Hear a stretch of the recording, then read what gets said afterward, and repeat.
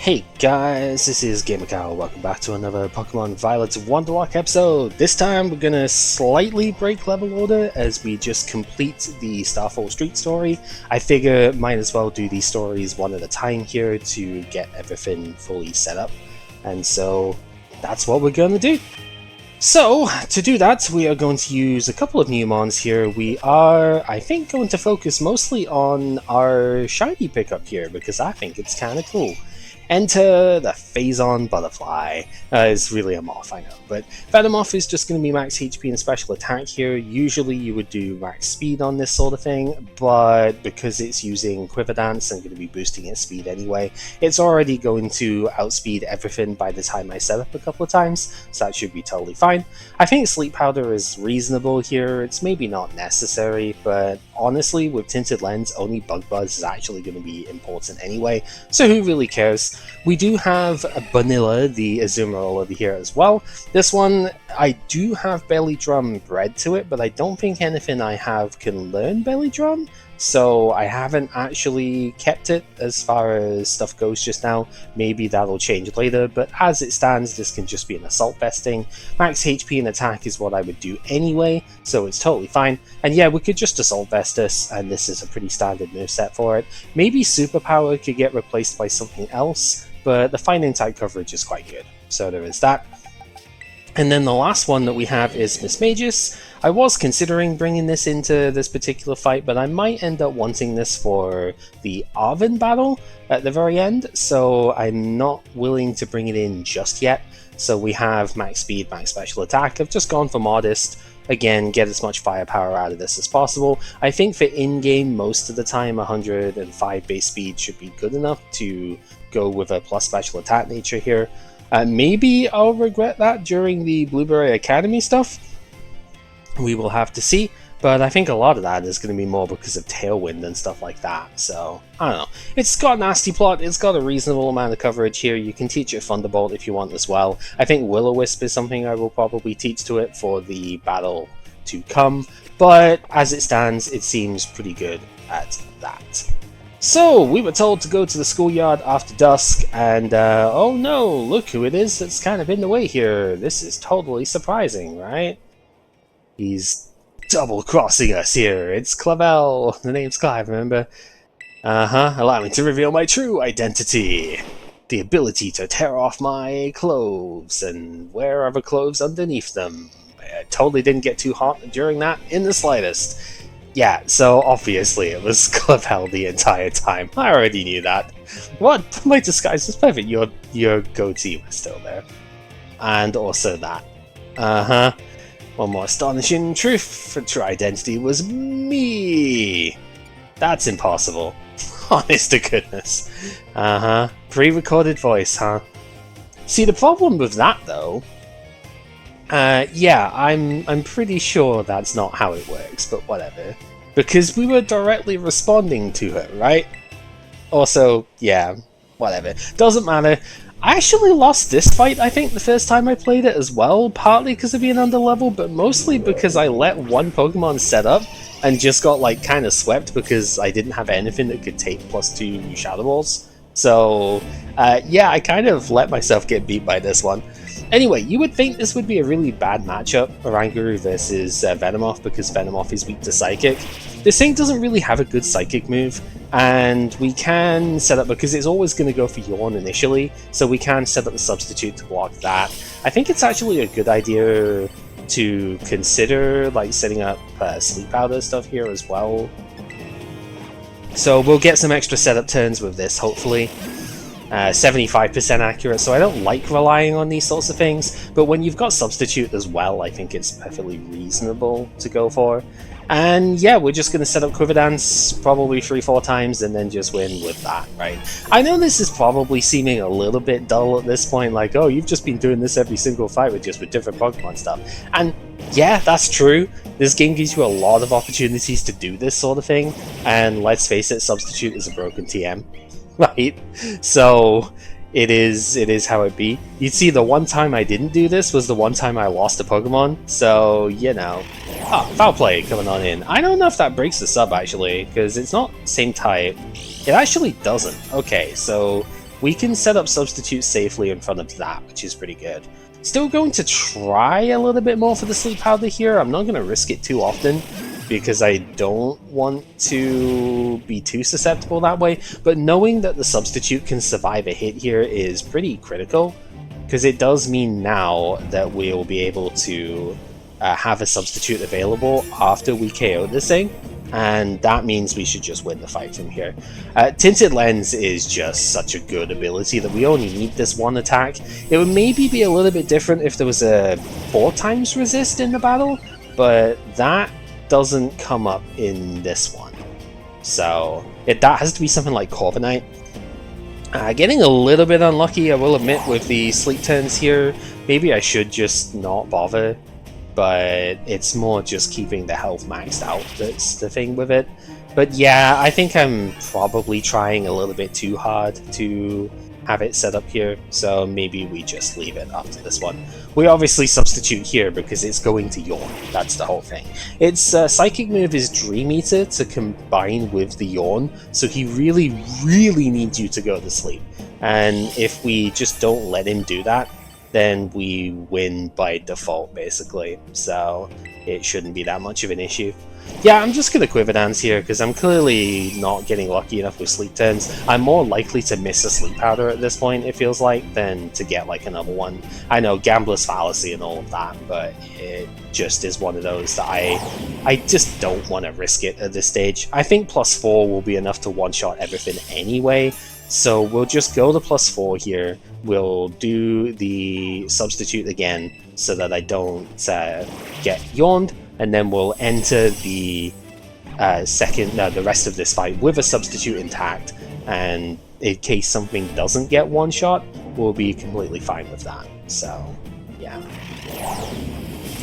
not really much else to say with it. This fight can be very easily cheated. Most fights can be, but like, there isn't a high impact Pokemon to begin with here. The Elite Four is generally a little bit better about this sort of thing. You do have to try a little bit harder to do setup sweeps against them, because their starting Pokemon do have a lot more going for them. And again, if you think this is too boring and stuff with it here, don't worry. When we get to the Blueberry League stuff, that is going to be a bit more traditional, if you will. It's going to be a lot less of this, because this really only works in single battles when you have opponents that just don't do anything, basically.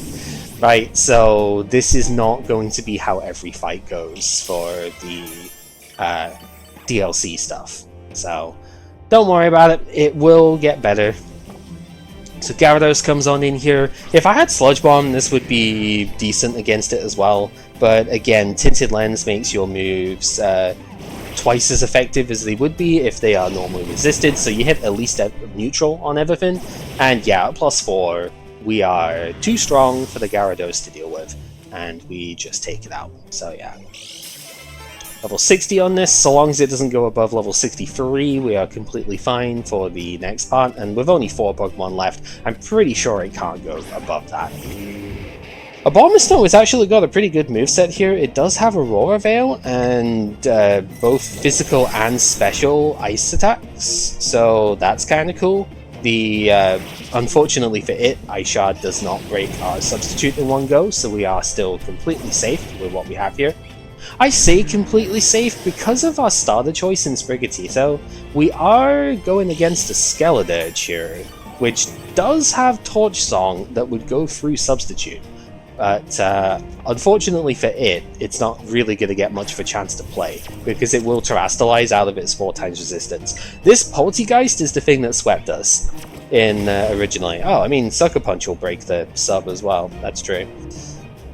Yeah, this Poltegeist is what swept me, because it has Shell Smash, and Shell Smash, Shadow Ball, Sucker Punch was too much for my in-game team to handle. So I got beat by this thing because I let it set up Shell Smash, trying to, because it came in on something that was weak to Ghost anyway. It was like Annihilate, I'm pretty sure. So I ended up switching out, and that was not the right play. So yeah, I got beat up by it. It was kind of sad. I'm going to set up a substitute anyway, I think, just to be completely safe. I'm pretty sure I just KO with Bug Buzz and stuff here anyway. but I think this is the safest play. Hex is not going to break the sub. I guess Torch Song, as I said, goes through sub anyway, so maybe this wasn't actually that smart, but whatever. Who cares?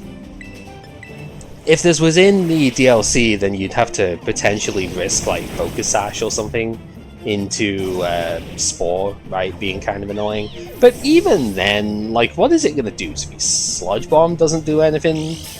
Its physical attacks are not really that impressive, so probably would have been fine anyway. But yeah, Skeledirge coming on in here to think that I, Cassiopea, would be backed into a corner like this. Still playing up the act, that's for sure. And yeah, Skeledirge coming on in. It would 4 times resist, so it could have been dangerous, but Terastalizing means you are a monotype at this point, and yeah, I just don't see it being that much of a problem. I'm at +4 special defense, so even if it does get like a blaze boosted Torch Song, it shouldn't KO. If it does, I'll be disappointed, but it shouldn't, so I think we will be fine. And it's not going to get the chance because Tinted Lens is busted, right? So yeah, easy enough to set up on. It's cool to see Venomoth do something. This was another battle where Altaria just kind of swept in my stream playthrough of this before, because substitute on the Yawn and then just Dragon Dance set up the fly stuff. It was really, really good.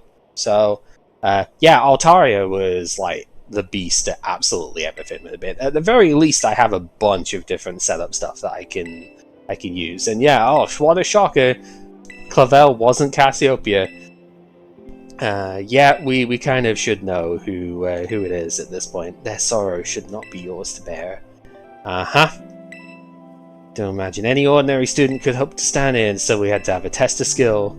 And Clavel would have been the one to bring down Cassiopea otherwise. Fair enough! As strong as you are kind.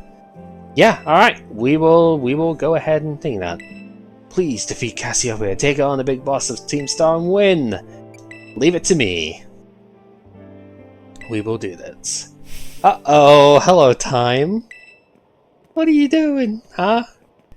Pleasure to see you. It is no pleasure at all, Mr. Clavel. I came here to investigate reports of an illicit battle on school grounds, and what do I find? Yeah, the director facing off against student. What were you thinking? Rather sad tale. Oh, spare it. Oh no, not the Stunky's behind. Remember, Big Boss has to meet in the schoolyard. Yep. You'll write a letter of apology to the students and faculty at once. Oh no, not the chairwoman. Oh no. Anyway, yeah. So easy enough fight to take care of, and then we just have to move in. We are fully healed, so that is completely fine. We go into the schoolyard down here, and then it automatically changes to nighttime, even if it wasn't already nighttime. And yeah, hello. Who could have seen this coming? Thanks for coming. Huh? I will admit, the Clavel thing kind of threw me a little bit. I was like, really? When in the first playthrough, but yeah, I didn't really believe it, let's be honest. Yeah, this was like the most obvious twist in the world, huh? They were both me all along, yep. So because we made quick work of them at the start of the game, this came up. Yep. He's had to tempt you. I mean, you didn't really have to tempt me for that, to be honest. That you battle the bosses on my behalf. Yep. Part of me that wants Team Star to live on. Yeah, I'm ready. Let's do this thing. Clive coming on in here again. Sorry to keep you. Yep. That voice. Are you Clive? Yeah, so it's you after all. Yep. A task if you'll accept it. Record what happens so you can send it to Team Star. They need to see the outcome. Yeah, because I guess if the big boss loses, then the whole thing is disbanded, right? That's the whole idea. So it needs to be recorded for them. I'm the big boss of Team Star. The name's Cassiopea. No, Penny. Now bow down before the overwhelming might of Team Star's founder. I love this fight, I'll be honest. Is it the hardest fight out there? No, although she can be sort of annoying if you give her the opportunity. but that's mostly because of team diversity rather than it being difficult. As you might expect from somebody who has an Eevee backpack, she is all about the evolutions here.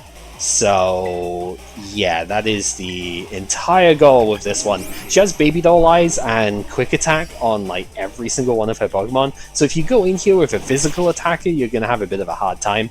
But going in here with Venomoth over here shouldn't be a problem at all. Now the Umbreon does have Psychic, but it is also an Umbreon, and therefore has like 60 base special attack or something. So in the face of Quiver Dance not being the same type bonus as well, this is not going to do like any damage whatsoever. So we really have like nothing to worry about here. We can just set up in the face of this. I would be very, very surprised if this even breaks the substitute. So yeah, that's basically it. So I know it's the same thing that we've seen in a lot of the fights here, but you gotta admit it's pretty effective, right? We could do some other stuff, but we don't get access to like Life Orb or the choice items during the main game. I don't think we get access to multiple like expert belts and stuff either, so it does become a fair bit more difficult. Maybe that's something that could be interesting in the future, is like, that would have to be more of a challenge video sort of thing, but it's like, can we beat this in like a Wonderlocke sort of thing without setup moves? That could be interesting. At the same time, not necessarily though, I'll be honest. Because I think some of the fights just come down to, with a hardcore Nuzlocke like level cap stuff, I think some fights kind of necessitate this because of the raid boss nature of stuff like Team Star. And even the Titans can be pretty difficult to deal with if you don't do any setup stuff. So I'm actually not sure if it would be that interesting to do this that way. But it would have to be some sort of like, yeah, challenge video sort of format, rather than being an LP type thing like I've done here. Again, maybe that's something for a future endeavor, but I don't think it's going to be me that would do it. There's plenty of other video type stuff of like hardcore Nuzlockes with particular types and whatnot, which I think are much more interesting. And what makes the Wonderlocke kind of cool in the first place is you don't really know what Pokemon you're ever going to get, so there's not really any way that you can plan around having particular types and stuff available. So it makes it more interesting to me to just have like the setup potential and whatnot here. And maybe you could also make a potential argument of going, oh, you grinded too many TMs and stuff out, but like, one, I didn't really use a lot of them, it's mostly just substitute here. And some of the setup attack moves like Nasty Plot, etc. But like, you can get those anyway. The thing is, with Scarlet and Violet being open world basically, it is very possible to just go ahead and get like a bunch of these TMs and stuff. There are at least 2 substitute TMs in the field for the main game, and obviously there's more if you go into Kitsukami, you buy them in Blueberry. That's what I've been doing the most here. But even if you banned access to Blueberry because you had to lose the fight to Lacey to get in there, I don't really think that's much of a problem either, because you just fight Wild Mimikyu, and you can find Wild Mimikyu in like the Tag Tree Forest, so it's the Tag Tree Thicket, so it's not really that difficult to get access to the substitute TM anyway. And as soon as you do that, like, you know, the same thing happens here, right? There are a couple of Nasty Plot TMs, there are a couple of Swords Dance TMs, and you can get substitute. So it's really not a problem. You would literally have to ban like overworld exploration and just be like using base movesets on stuff, and then I think it just might not be possible to do a lot of it. Because if you try and go into, say, the Dark Squad with equal levels, and you only have access to like base movesets and stuff, you're gonna get destroyed. Especially with a Wonderlocke here. Remember, there's just not that many encounters early on in the game. We had like 5 encounters or something before we went into the Dark Squad, 5 or 6, and if you just don't get something that can take on a rather dangerous Dark type, at that point, like, you just lose. And maybe that's interesting to some people, but I like the idea of being able to problem solve your way around, like, all the stuff. So the stipulations of having, like, EV training available because it's all in-game accessible and whatnot is really not a problem to me. Now, the only thing you could say maybe about the EV training is that it isn't instantly accessible to get access to HP ups and stuff like that at the very start of the game, but it is easy enough to get access to them.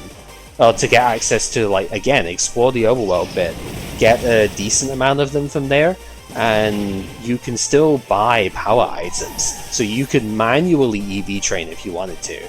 It's not that difficult.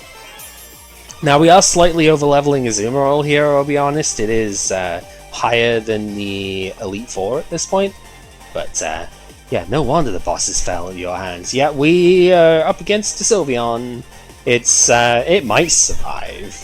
I don't think so because I'm at +5, but like, if anything was going to survive, it would be the thing that has like 130 special defense and a fairy type, right? But the fairy type doesn't even matter because we have Tinted Lens. So, yeah. I don't know, this one's been maybe a little bit more rambly for the stuff here, but again, there's just, like, I don't... Nice quick attack, dork. I don't really see, like, any way that you would justify... Oh, wow, it actually did survive. Holy crap.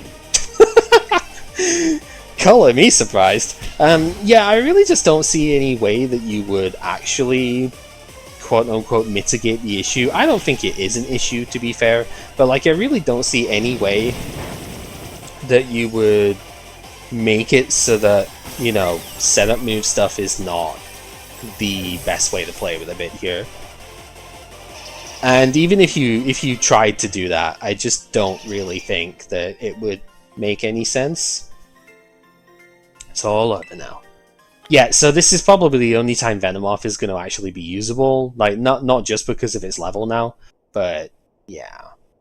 I didn't think it was going to have any real use for the rest of the fights going forward because it just doesn't really deal with anything well enough. So I thought, why not actually showcase it here? I had a couple of other things I could have gone into this fight with. Hold up, you're saying we should break up the team? Yeah, unfortunately. Everything's gotten out of hand, yeah. So the other thing I was thinking of going into with that fight was low kicks, because low kicks is extremely good against the opening, right, with the Umbreon. It only has Dark Pulse and Psychic, so we could very easily just substitute Swords Dance with that. That's another way around it. Substitute to stop Baby Doll Eyes from destroying our setup every turn, and then, yeah, we just Swords Dance sweep from there. Basically the same thing. Anyway, yeah, everything kind of went to pot, and so Cassiopea will take responsibility for everything, so that, yeah, you guys can go into school again. But unfortunately, the boss can't go back. No reason to stay shut in the room anymore, right? Even though we never met in person, you were all so kind to me. How did she manage to get everybody together like this in the first place if she never actually met them? I don't know. What is fine intent? Oh. Ah, dear. Outside the window as well with it. Thanks for everything, indeed. It's a decently done story for the bit here. This, to me, is a lot better than what the Kitsukami DLC stuff was like, right? But I guess it's hard to really compare them, but this is more like, you know, there is still bullying involved in the Kitsukami one, right, because of how awful Carmine is to Kieran. So there is still a bit of bullying going on with the stuff there, but this is a lot more direct, obviously. But I don't know, like, I actually do kind of dig the way this went. There's no evil team in this game, right? Obviously, it's they've kind of been going away from that as far as Pokemon games go. I'm hoping Gen 10 kind of goes back to that though, because yeah, not every game has to have somebody who wants to take over the world and all of that fun stuff with it. But we've had 2 generations now, but kind of 3, where there's been nobody who wants to do that, and it feels like the stakes have kind of gone away a lot in terms of the story of Pokemon games for a fair bit. Anyway, yeah, we're about to get the big reveal here because we've finally heard the my greatest treasure thing coming from Penny. So, haha, clothes got torn off again. Just as Cassiopea was your disguise, the boy you knew as Clive was mine. Yep. Students do tend to shy away from speaking their mind to their teachers after all. True. Very, very true. Yeah, but where do we even start? Wasn't that effort a bit much? With the big feelings about that wig. So here is another cutscene that would get skipped if you have that option on. Another pre-rendered one. So, yo, big boss! Finally get to see you! Momo. Everyone is here! More like long time no meet, right? Yeah, we only just found out the real name. Aww, isn't that nice? Atticus, yeah. Oh, I like how it actually says by name, yeah. Have you been this whole time? Oh, he doesn't know how to speak to her. Found you at last. You had no idea how worried we'd been. Oh. Yep, airy indeed. Y'all are so nice. But that's it, I mean, they're the best of friends with each other, that's the thing.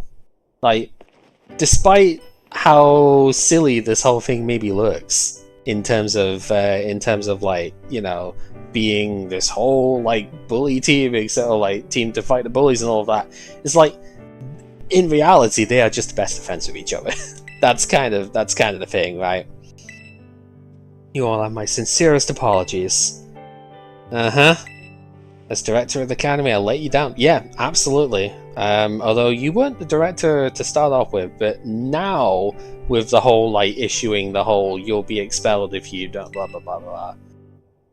Yeah, you had the wrong reasons for doing your action stuff with it. So yeah, you did kind of let them down.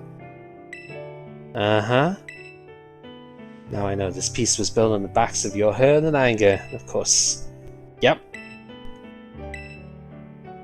The Academy's order, yep, is hereby revoked, indeed.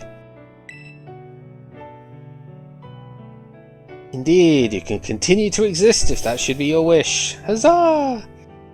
Now we can all stay together!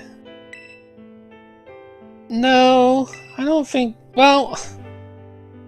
yeah, once you get told the reason for it and everything, you only went through it to save us from getting expelled. Exactly. You were trying to help them. That's not betrayal. Yeah, being concerned. Exactly. Can't even begin to imagine how you feared for us. Indeed. I still BB for Big Boss, yep. Even so... however, we're not entirely finished yet. The order to disband might have been revoked, but unfortunately you guys have still done a lot of bad stuff. So... you've still kind of broken the rules a little bit here, and so you still kind of need punished for stuff. This is very... I've had some very similar like personal stories from things as well here. There's only one time that I got into any sort of potential trouble like this, but I wouldn't say it got overlooked. That's not the right way of putting it, but it ended up getting a bit more downplayed off of it because of the underlying situation, because I was also subject to a lot of bullying as well. And basically the one time I would have gotten in trouble like this is when I actually fought back against them a little bit, and you're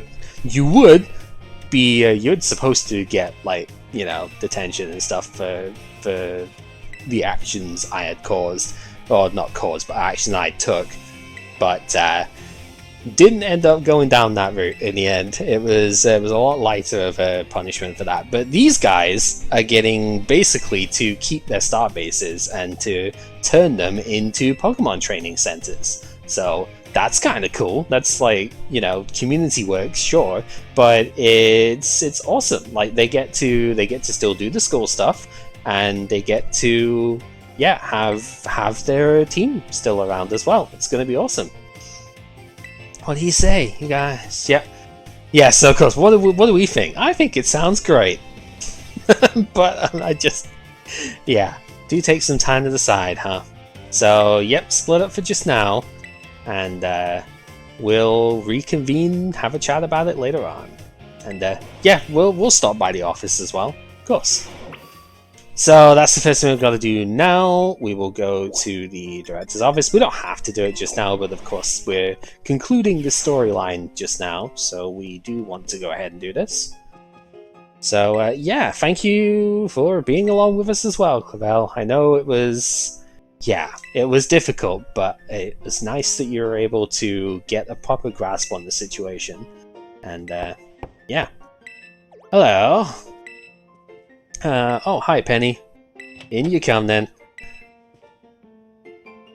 So, she's deciding to work with him. That's fantastic. Excellent, excellent to hear. But... what? No, the other really bad thing? Uh-oh. Yeah. I got hold of it sort of illegally by hacking the league system. Oh no.